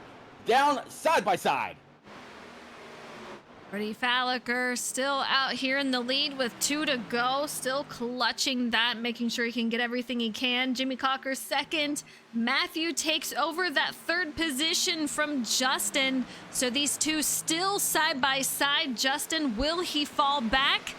Or will he try to take over that 3rd spot once again? We are on the final lap, so let's bring it back over to Brody's on the backstretch, getting ready to head into turn 3, the final part of the race. Can he make it? He is going to bring home his 2nd win of the season here at Vegas. Let's hear it for Brody Falliker. Great job. He gets it done.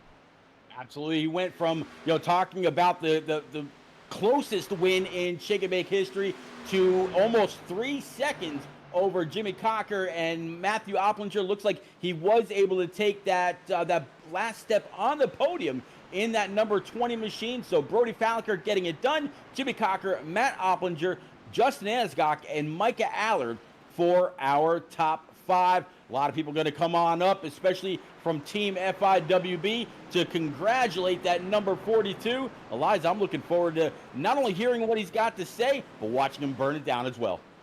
Absolutely. I'm going to try to get our 3rd place finisher, Matthew Opplinger, to get in here. But man, oh man, Brody getting that 2nd win of the season. Just an incredible run from him tonight. We'll let him celebrate. But Brody, what an insane finish. I mean, I don't think anyone could catch you. You had a nice lead over your teammate, and we're going to watch him burn it down here.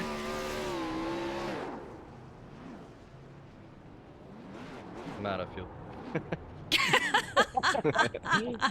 We saw you trying to save the fuel. Yeah, crazy.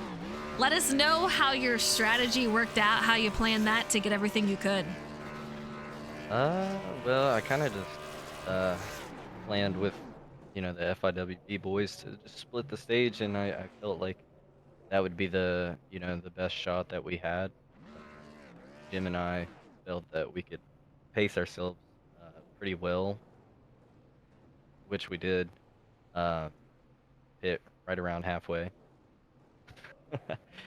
But yeah, the strategy worked out. I felt like Micah and Brennan were gonna stay out too long, and felt like Justin hit a little too early. If there was a caution, it could have worked out in his favor, but that's pretty much it. Yeah, you had such a strong car out there at the final part of the race. How was your car feeling? Was it pretty loose out there? Because I could see you had a couple of saves trying to keep that thing under control with how loose it was getting. Yeah, the condition. I don't know what iRacing did to this track setup, but it was definitely uh, way more loose than what I was expecting. My fastest lap here is a 30.6, and the fastest lap I could run in practice was a second slower. So I already kind of knew what uh, kind of race it was going to be, and I feel like since it was this setup, I feel like that it was better for me. I could tell that you were absolutely just flying out there, and it looked like you guys were having fun. So just a huge congratulations to you. You won back at Rockingham. You get your 2nd win of the season. So I'm excited for you. Enjoy it out there. Thank you. All right, Pete, we have Jimmy Cocker, Brody's teammate out here. Let's have a round for P2. Absolutely, Jimmy Cocker. It is Pete. Great to see you up here. You used to say you've won before when I wasn't in the broadcast booth. You got a little close this evening. You definitely showed a lot of speed. You definitely led some very competitive laps throughout the evening. What was it between you and Brody Falliker that just seemed to get the setup right between your steering ratio and your brake bias here at Las Vegas? This podium's got to feel pretty welcoming to you. Oh, it absolutely is. I'm happy to. This is not one of my favorite racetracks, but I had so much fun racing tonight. Yeah, me and Brody, we were kind of sharing information throughout the race, kind of which line we were thinking was getting us through the corners a lot better. I was struggling in 3 and 4. He gave me a fix for that. He was struggling in 1 and 2. I gave him a fix for that. So we really were just bouncing ideas off of one another the entire race. And for setup, I mean, you know that whole saying of loose is fast, right? That's we definitely put that brake bias down a couple notches, hoping to channel that long run pace. And I think that showed up for this race. Yeah, it was very, very loose in practice. It was 130 plus as far as track temp goes. Once the race is completed, it's actually down to about 105, 106. So track temp came down as the day went on, finishing the race just after 5 o'clock at night. Air temp was 80 or 88, I think. So it definitely played very, very well into your favor, and it looks like you were able to really show up here at Vegas. Next week we got Dover, big old soup bowl where everything comes to the bottom. That wrecks. How do you prepare for next week after a great week this week? I can only imagine. I mean, Bristol was loose, Las Vegas was loose. I'm gonna give it like a 90% chance that it's gonna be loose at Dover. But that's gonna be another fun one. That's another driver's racetrack that I think me and Brody should have something for the field. And honestly, all of FIWB. I think even Frank and Sandy and Dylan, Chuck Cody, all those guys. I think we could all Henson88 really just bring something resubbed to the for table for Dover. 45 months. You came into tonight's race P5 in points. Brody Fallicker came in P6. I wish you a whole lot of luck next week. Definitely a great points night for you. Appreciate it, Pete.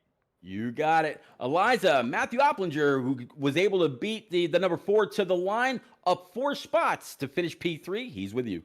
Yeah, that 20 car bringing it home on a podium.